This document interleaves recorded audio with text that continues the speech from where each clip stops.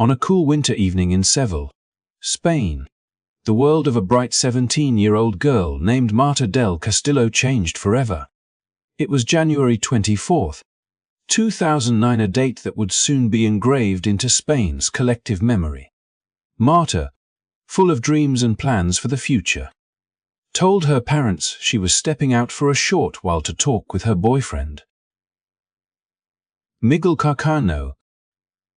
She smiled, kissed her father on the cheek, and promised she would be back soon. But she never returned home. That night, the warmth of her laughter vanished from her family's apartment, replaced by an ache that would never heal. What began as a missing persons case quickly grew into one of the most haunting and controversial criminal mysteries in Spain's modern history. For weeks, the entire country watched in disbelief as search teams scoured rivers, streets, and landfills. Volunteers held candles in the streets, chanting Marta's name, believing she might still be alive somewhere. Her face appeared on posters, news channels, and social media feeds, a symbol of hope and heartbreak. When her boyfriend, Miguel, finally confessed to ending her life and hiding her body, the world expected closure. Instead, his confession opened the door to confusion, deception, and frustration. Each new statement from him contradicted the last. The supposed locations of Marta's remains shifted like shadows from a river to a garbage dump, to a farm on the outskirts of town. Every time investigators thought they were close to finding the truth, it slipped away again. This was not just the story of a crime, it became a mirror reflecting how justice can falter when lies, fear, and broken systems collide. The people of Seville, and indeed all of Spain, were left asking, how could so many versions of the same story exist? And how could a young girl's body in a country of millions, with modern technology and years of searching, simply disappear? In this video, we will uncover the story of Marta del Castillo, not just the facts of what happened, but the human tragedy behind it. We will explore the investigation, the conflicting testimonies, and the pain of a family that refused to stop searching for truth. This is more than a crime story. It is about resilience, injustice, and the enduring love of parents who never gave up. If you care about truth, justice, and the stories that remind us of our shared humanity, stay with us until the end. And if you believe stories like Marta's deserve to be told and remembered, please take a moment to like this video, subscribe to the channel, and turn on notifications. It helps us keep uncovering the stories that the world should never forget. As investigators began piecing together the final hours of Marta del Castillo's life, they believed the truth was within reach. Her boyfriend, Miguel Carcano, was already in custody. He seemed remorseful at first, admitting that something terrible had happened that night. Yet, as days turned into weeks, the clarity everyone hoped for began to dissolve into a web of contradictions. Miguel's story changed so often that the truth started to feel like a moving target. Each confession carried new names, new places, and new details, but never the peace of certainty. At first, Miguel said he had acted alone. He claimed there had been an argument between him and Marta, a moment of anger that spiraled out of control. He said he panicked, that he did not mean for things to go so far, and that afterward, he had thrown her body into the nearby Guadalquivir River. It was a confession that tore through Spain like a thunderclap. Search teams rushed to the riverbanks, divers combed the cold water for days, and the nation waited for the discovery that would finally bring closure. But the river gave up no secrets. There was no trace of Marta, not a single sign that she had ever been there. Then Miguel changed his story. This time, he said he had not acted alone. He named his close friend, Samuel Bentez, as an accomplice, the one who had supposedly helped him carry the body and dispose of it. The claim shocked everyone. not just because it expanded the circle of guilt, but because it came so soon after his first confession. Samuel, a quiet young man from Seville, denied everything. He said he knew nothing of what had happened, that Miguel's words were lies meant to drag others down with him. Still, investigators took the confession seriously, reopening the case from every angle. But as before, the evidence did not fit neatly into any of the stories. Before long, Miguel spoke again, another version, another twist. This time, the story widened to include Javier Garza, better known by his nickname El Cuco, a minor who was just 16 at the time of Marta's disappearance. According to Miguel, El Cuco had been in the apartment that night. The two of them, he claimed, had argued with Marta, and in a sudden burst of violence, she had been hurt. What happened next, he said, was panic, fear of being caught, fear of what their families would think, fear of prison. The details were disturbing, but it was not the horror of the act that gripped Spain. It was the growing sense that no one could trust any of it. Miguel's statements contradicted one another so completely that even the investigators began to lose faith. And then, there was another revelation. He implicated his own brother, Francisco Javier, and Delgado's girlfriend, Marta Garcia, suggesting they had helped cover up the crime. To the public, it sounded impossible, an entire circle of friends and family now tied to the disappearance of one teenage girl. Yet none of them told the same story twice. Each time one spoke, the version of events shifted again, creating a storm of confusion that blurred every line between truth and invention. Inside police headquarters, officers worked tirelessly, trying to separate fact from fabrication. They revisited the apartment on Lindsay Street, the place where Miguel said it all began. Forensic experts uncovered traces of blood, faint but unmistakable, on a jacket and on pieces of tape found in the flat. Dinner tests linked some of these traces to Marta, others to Miguel, and others still to Marta Garcia. But rather than offering clarity, the findings only deepened the mystery. The evidence placed them all in the same space. Yet no one's story matched the timeline of what might have happened there. The case became a national obsession. Newspapers printed every rumor, every whisper. Television crews followed the families wherever they went. Public marches filled the streets of Seville, as thousands carried candles and banners demanding justice. People were not only mourning Marta, they were mourning the collapse of trust in the system meant to protect them. How could a case with so many witnesses, so much evidence, and so many confessions end up so uncertain? Each inconsistency in Miguel's words turned into fuel for speculation. Was he lying to protect someone? Was he pressured by fear? Or was he simply incapable of telling the truth? Meanwhile, Marta's parents watched the spectacle unfold with quiet agony. They attended every hearing, listened to every new statement, hoping for one small clue that might lead them to their daughter. They did not care about punishment, they wanted answers. Yet every time Miguel promised to tell the truth, another lie followed. Even his expressions of remorse began to feel rehearsed, like someone repeating a script he no longer believed in. When the case finally reached trial, the contradictions took center stage. Lawyers replayed Miguel's 7 different versions, each one dismantled by the next. Witnesses contradicted each other. The defense argued that there was no body, no weapon, and no consistent confession. The prosecution countered with forensic traces, text messages, and testimonies that painted Miguel as manipulative and unstable. The courtroom became a theater of uncertainty, and the audience, the public, was left in disbelief. In the end, the truth of what happened to Marta del Castillo was buried beneath the weight of too many lies. What remained was a puzzle with missing pieces, a girl who never came home, a confession that changed with the wind, and a justice system caught between desperation and doubt.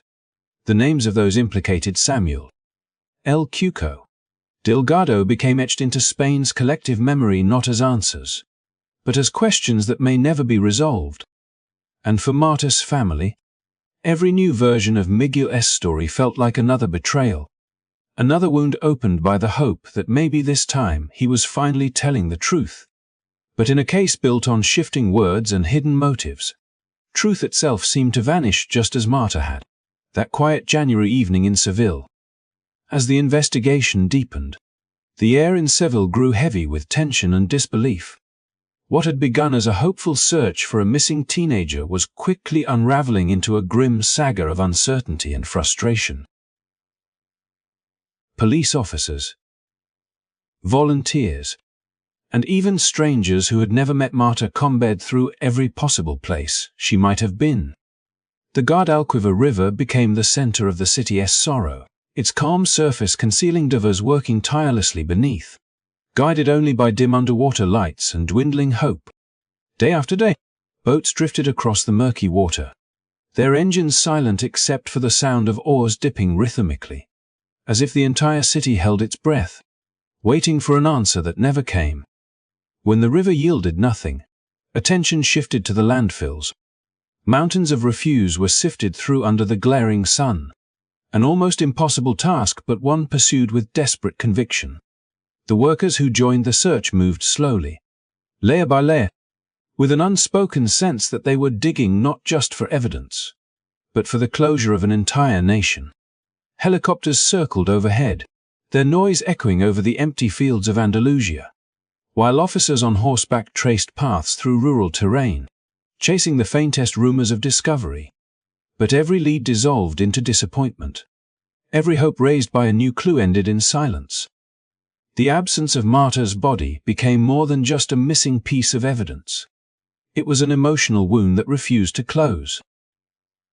Her parents, who had once pleaded through tears for her safe return, now demanded something simpler: truth, no matter how painful.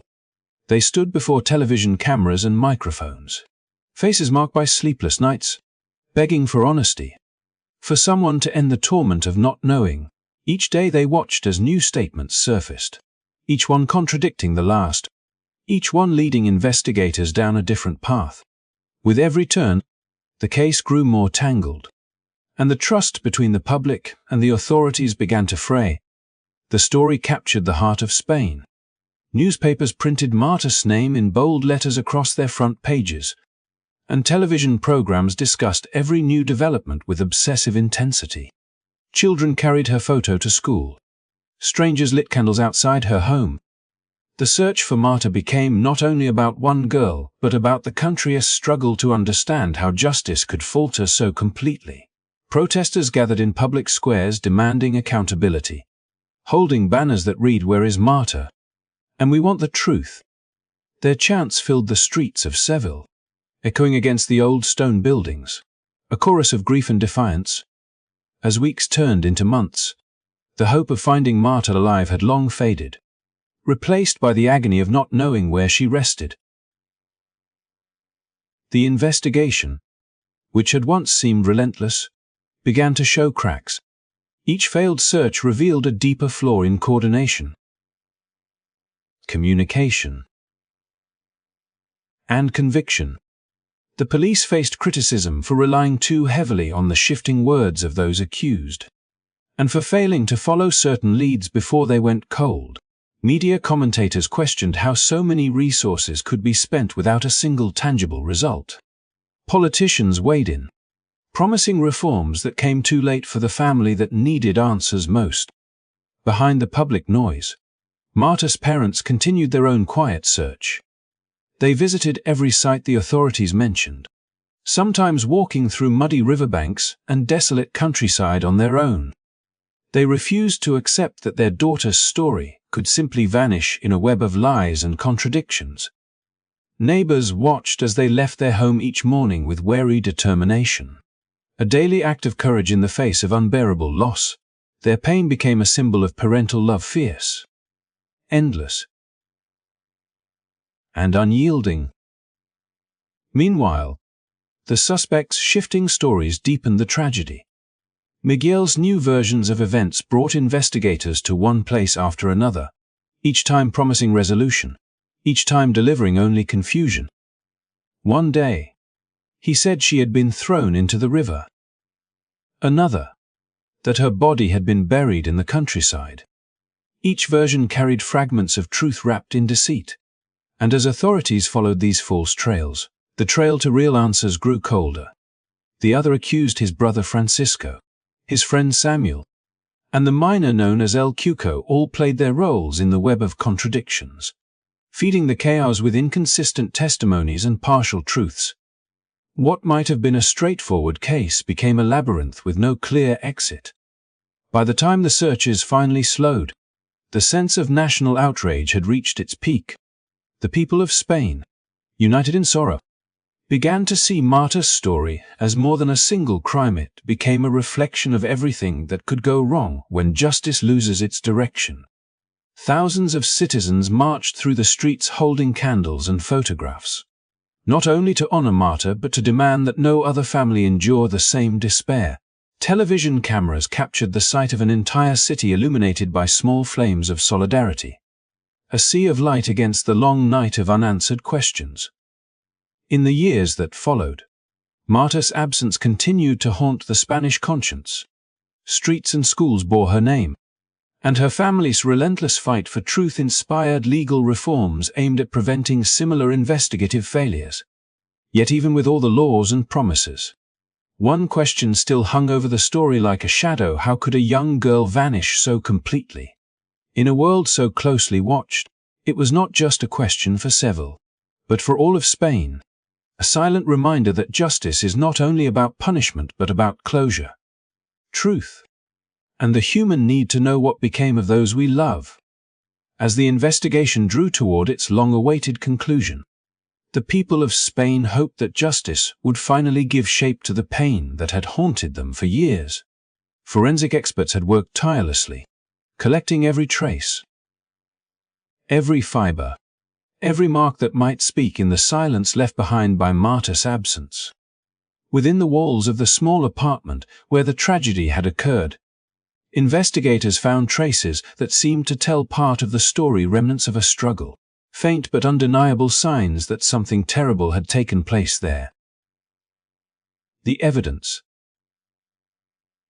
though incomplete, pointed unmistakably toward Miguel Carcano, the boyfriend who had changed his story more times than anyone could count. Still, the hope lingered that these physical clues might also link others who were said to have been involved that night. When the trial finally began, the courtroom was filled with a suffocating tension. Reporters filled every seat. Cameras lined the corridor. And outside, hundreds of people stood behind barriers, their faces set with a quiet fury. For many, this was not just about punishment, it was about dignity, about a country demanding that truth be restored to a family who had lost everything.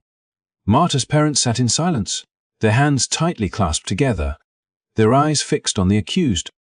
In front of them sat the young men whose names had been whispered through Spain for years: Miguel Carcano, his brother Francisco Javier Deldo, their friend Samuel Benitez, and the miner known as El Cuco.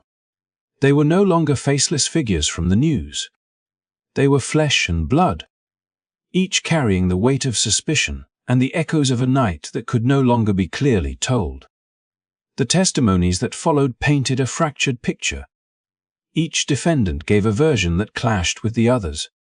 Lawyers questioned every detail, forensic specialists re-examined evidence, and witnesses recounted fragments of memory that never quite fit together. Miguel, calm but detached, admitted again to ending Marta's life, but his words felt hollow, lacking the coherence or remorse the court expected. He repeated what he had said before, that the act was impulsive, a moment of rage followed by panic, but when pressed about the involvement of others, he retreated into vague statements or silence. Every time the prosecutor read one of his earlier confessions aloud, contradictions emerged.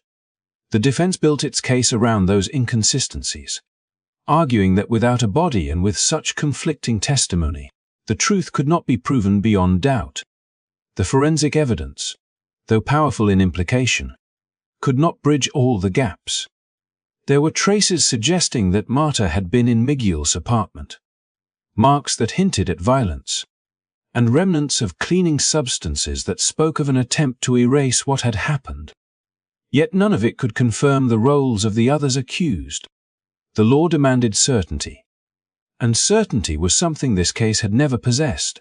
What it did have was outrage that grew stronger with each revelation that someone might escape responsibility. Outside the courthouse, crowds gathered daily, the chants rising into the sky, echoing against the stone walls of Seville's historic buildings. They carried photographs of Marta, her smiling face now a symbol of innocence betrayed and justice denied. After months of hearings, deliberations, and arguments that tested the patience of a nation, the verdict was finally read. Miguel Carcano was found guilty of taking Marta's life and of concealing her remains. The judge sentenced him to 21 years and 3 months in prison, a punishment that, for many, felt painfully insufficient given the magnitude of the loss.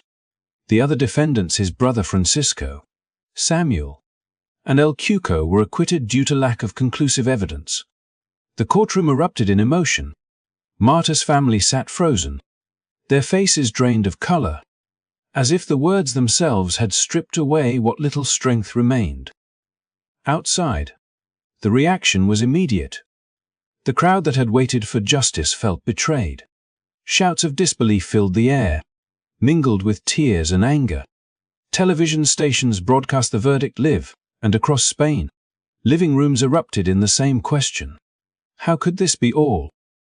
In the days that followed, editorials filled newspapers, commentators debated the verdict, and legal experts dissected the trials every moment. Some defended the ruling, insisting that the court had followed the law precisely as written, that without physical proof of Marta's remains, there could be no further convictions. Others argued that justice had failed, not because of the law, but because of the system's inability to confront deception and inconsistency. The acquitted walked free, but not without consequence. They were met with scorn in public, whispers in the streets, and a nation that refused to forget their names. For Marta's family, the sentence brought no peace. Her mother said in an interview that it was like punishing the shadow of guilt while the darkness itself remained untouched. They had hoped not for revenge, but for understanding, for someone to look them in the eyes and tell them where their daughter rested. But even after the conviction, Miguel refused to reveal the truth.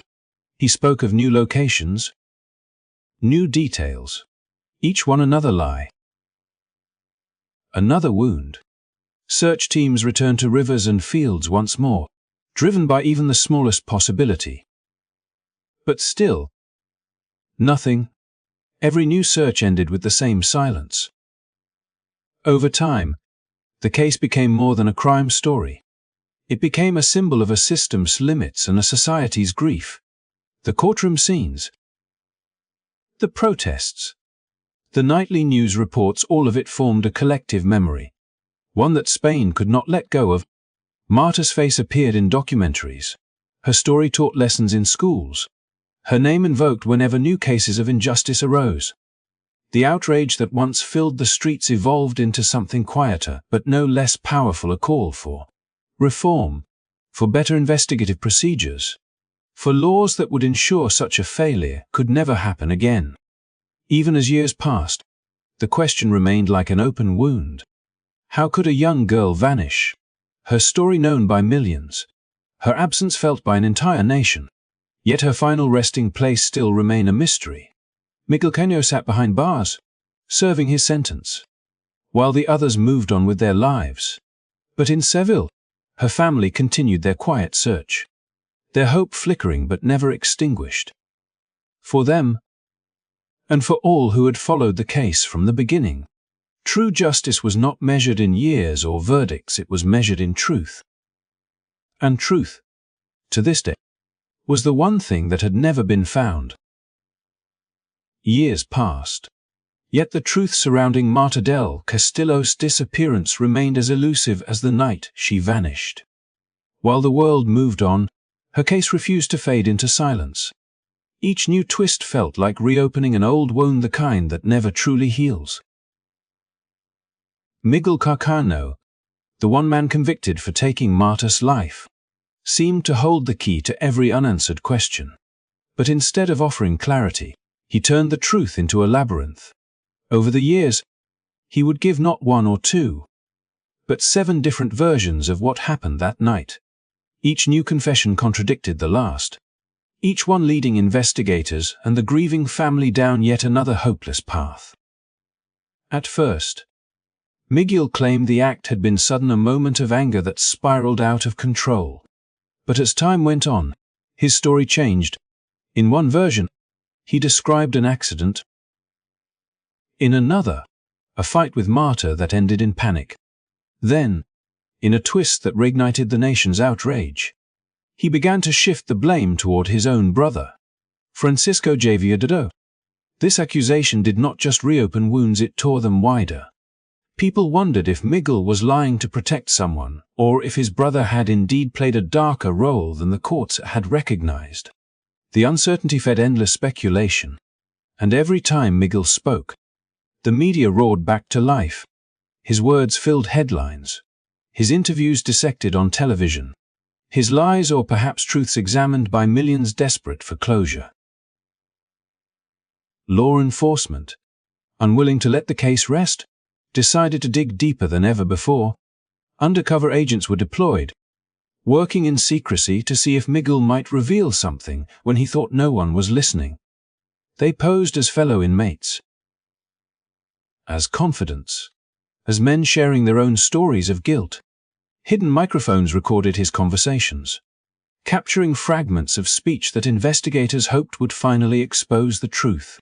But instead of confessions, they gathered riddles, moments where Miguel seemed to mix lies with half-truths, weaving stories that blurred reality and imagination. In one recording, he hinted that his brother had been the real instigator, that the crime had been about money, not passion. In another, he implied that he had been pressured to take the blame alone. Each revelation sparked new debates, and with them, new waves of hope that the long-lost body might finally be found. Yet every search that followed ended the same way. Empty-handed, and with heartbreak renewed. By this, the case had evolved beyond a single tragedy. It had become a national obsession. Journalists chronicled every twist. Citizens followed each new clue as if it were part of their own lives. The Spanish people had come to know every name, every street, every failed search. It was not just about Marta anymore, it was about a country trying to make sense of why justice could feel so uncertain, even when the whole world was watching. The renewed investigations, fueled by Miguel's ever-changing testimonies, led police back into rivers, fields, and abandoned buildings. Drones and sonar devices replaced the old boats and flashlights. But the result remained the same: silence. When Miguel's story turned once again toward his brother, the justice system reopened its doors. Courts that had once closed the case were forced to look again at what might have been overlooked. New trials were ordered, witnesses re-interviewed, and experts brought back to review evidence with fresh eyes. The public waited with cautious hope, convinced that this time, something new would finally emerge. But despite the effort, the renewed proceedings revealed no definitive proof. The accusations against Francisco Javier Delgado crumbled under the same weight of uncertainty that had haunted the case from the beginning. Without physical evidence or a body, the law could move no further. The courtrooms emptied once more, leaving only echoes and a family still waiting for answers. Through it all, Marta's parents remained the unyielding core of the story. They had watched as lies turned into court testimonies, as justice twisted through the hands of those meant to uphold it. They had heard Miguel's voice 100 times, each version different, yet none containing what they most needed to hear. They endured the cruelty of false hope, the kind that rises with every new confession and dies again when the search yields nothing. Still, they refused to surrender. For them, Marta's story was not just a case number. It was their daughter's memory, and they would not let it fade beneath the noise of contradictions. Spain, too, refused to forget. Each anniversary of Marta's disappearance brought crowds back to the streets. Carrying candles, photographs, and flowers, the public demanded reforms, better laws to prevent future failures, stronger protections for victims' families, and stricter penalties for those who obstruct investigations with lies. The case inspired documentaries, books, and discussions in classrooms, reminding new generations of the importance of truth and the cost of its absence. Even those who had never known Marta personally felt connected to her story, as if her disappearance had become a wound shared by all. Meanwhile, behind prison walls, Miguel continued to live with his secrets. He sent letters to journalists, to judges, even to Marta's family, each one promising new revelations. Some said he was seeking attention. Others believed guilt was slowly breaking him. But every new account only deepened the mystery. He spoke of hidden places, of a night that had spun out of control, of silence and fear. Police teams pursued these leads again, digging in remote areas, draining ponds, searching wells and farms across Andalusia. Yet, time and again, they found nothing. It was as though Marta had been swallowed by the earth itself. By now, years had blurred into decades, and still, no one could say with certainty what had truly happened. The once young suspects had grown older, their lives marked forever by a story that never reached its ending. The city of Seville moved on, yet the shadow of that winter night remained. The case had outlived its news cycles, its protests, even its trials, becoming a symbol of how truth, once lost, can haunt generations. In the quiet moments when her parents stood before the small shrine outside their home, they no longer spoke of justice or punishment. They spoke only of peace, the peace that would come when Marta was finally brought home. And so, the story remains suspended, between lies and longing, between memory and mystery. 7 versions. 7 promises of truth, none of them real. Each one another turn in a labyrinth that leads nowhere. Yet amid all the falsehoods, one truth endures. A nation's heart still beats for the girl who never came home, and for the justice that, even after all these years, still waits to be found. By 2022, more than a decade after that cold January night, the final chapter of the legal investigation into the disappearance of Marta del Castillo came to a quiet, heartbreaking close. Courts announced that all possible lines of inquiry had been exhausted, all evidence reviewed, and no new progress could be made. It was an ending without resolution, a legal silence that contrasted sharply with the noise of public outrage and the private cries of a family still searching for their daughter.